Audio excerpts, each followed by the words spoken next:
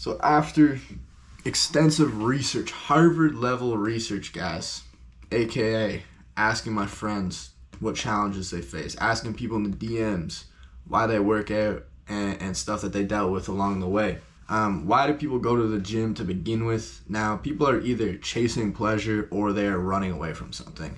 And the pleasure that somebody would be chasing in the gym is more of a long-term thing. It's like, oh, I get to look better, or I feel better, or I have more energy, or the opposite sex finds me more attractive, things like that. On the opposite end of the spectrum, there's things that people would be running away from. And usually it's a combination of both.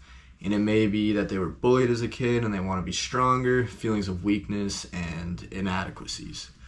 Okay, so with that being said, we can kind of get into the mind, the psychology of somebody who's going into the gym, somebody who's just stepping foot into the Temple of Iron. Before I continue, if you guys are interested, I'm selling a course basically helping young entrepreneurs, helping young go-getters, if you will, get after it and get the body of their dreams, get the energy that they want, get the vitality that they want. Whether you suffer from low energy, lack of motivation, I can help you get there. I can help you increase your energy. I can help you focus more. I can help you feel more vital. $9.99 a month, link in the description down below. Number one, gym intimidation. This is probably the most universal between men and women. I think just everybody in general deals with this when they first go into the gym. And it's like that fear that the eyes are watching you. It's that fear that like people are just staring at you, critiquing every maneuver, that you're gonna make a fool of yourself. I used to have the fear that when I go into the gym, if I fucked up or if I looked somebody the wrong way, they just beat me up. They'd just be like, dude, I'm big and strong, I'm gonna beat you up. So that took a bit to get over. But nonetheless, that's one of those things that you just get over with exposure. You begin to realize that nobody really gives a damn.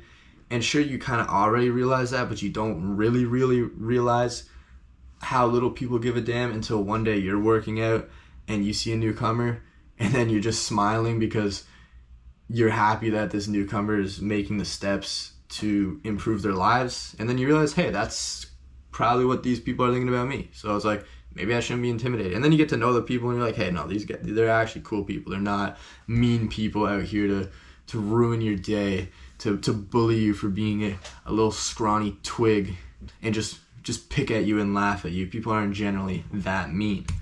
Number two is a lack of time. Now, this is also a very big one, but also I feel is a lot of BS because we all have 24 hours in the day, and there's people out there that are running 8-figure businesses, have a wife, have kids, and they're a multi-sport athlete, and they go to the gym. And that's not even their main profession. They have like, they're like a professional pickleball player or like in some pickleball club or something, and they also have their business and their wife and kids, and they're doing all this stuff. So like lack of time is not a thing. If you could spend 8 hours a week of hard work to get back 20 hours of energized time, would you do it?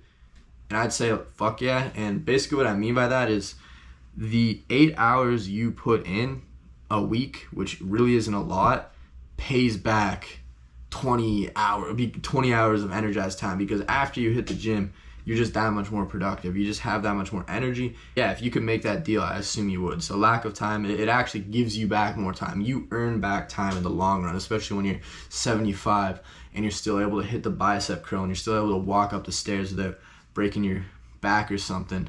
Step number 3, lack of motivation. So get that shit out of your head. You don't need motivation to go to the gym.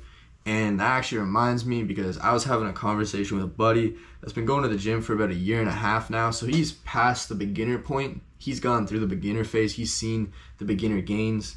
And now he's just trying to keep himself going, because he's admitted that he's fallen off a few times and said, sometimes I lose the motivation, but I want to be able to push past that. And that's exactly where you want to be. You want to be at that point where you realize, hey, motivation only lasts like a month or two. Then there's something deeper. And that thing that's deeper that worked for me is just setting daily goals and just having a drive to just hit the daily goal.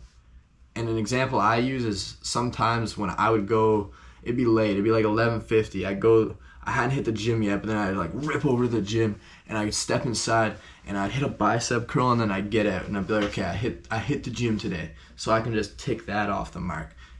It seems like people think that they need to have this perfect workout, that every time you go to the gym, you have to crank out an 1.5 hour session balls to bones, just going hard the whole freaking time.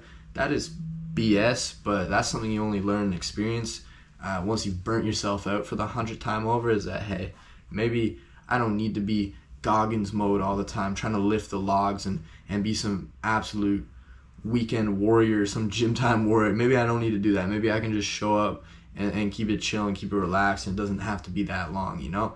And that works. That works for me. That works for a lot of people, I feel. The last mistake, this was a personal one that nobody really told me about this. Nobody really said, oh, this is something that...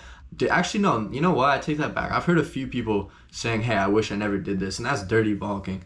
Everyone makes this mistake at some point. Most people regret it, and you're probably going to do it anyways, even if I tell you not to. But if you're aiming for health, energy, and being a better person, dirty bulking is not the way. It'll get you to your goal faster. Like, you'll put on a ton of weight. You'll look like a meatball, and you'll have sleep apnea and shit. But my God, will your bench go up significantly? And I know I sound like a hypocrite because I did this, but your body, mind, and bowels will thank you very much if you just take the clean route, if you take the organic route and just slowly put on the weight.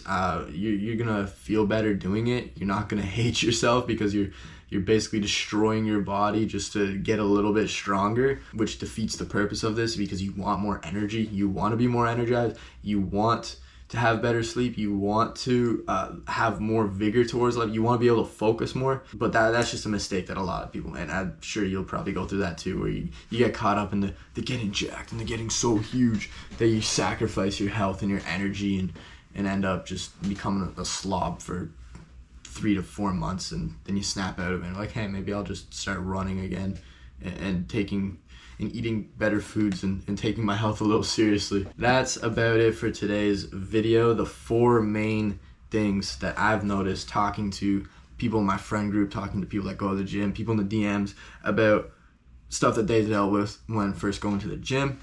If you found this video valuable and you'd like more personalized, more customized information, if you'd like to really work with me on helping you get a better physique, helping you get more energy, helping you just going after life, really dialing in on your nutrition, then check the link in the description down below. Hit your goals, man. Hit your fitness goals, hit your health goals, so that you're able to just streamline through the workday, just able to blast out freaking content, able to blast out your sales goal, whatever it is, man, whatever you're working on, able to play guitar for like 7 hours straight and without resting, just having that energy. Like I said, check the link down in the description down below. We'll work together. I'll help you get there. Do take care, guys, and peace.